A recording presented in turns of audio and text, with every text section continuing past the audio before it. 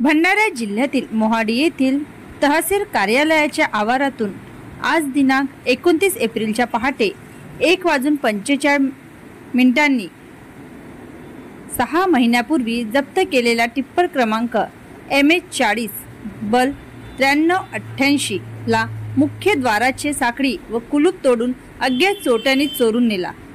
सदर ट्रक किशोर विष्णू ठवकर राहणार सुकडी तालुका तुमसर यांचे असून 6 महिन्यापूर्वी अवैध रेती वाहतूक प्रकरणात जप्त करण्यात आले होते।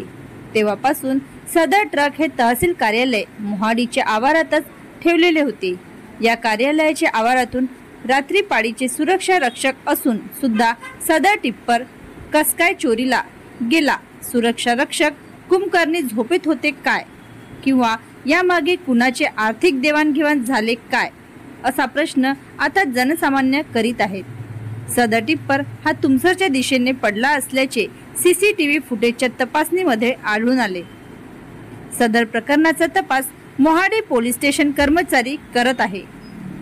महाराष्ट्र लाईव्ह न्यूज, अमृतलाल चर्डे, विदर्भ प्रतिनिधी, तुमसर।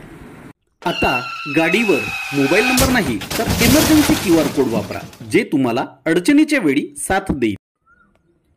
बनवा व्हिडिओ, पाठवा व्हिडिओ, आम्ही तुमच्या न्याय हक्कासाठी लढा देऊ।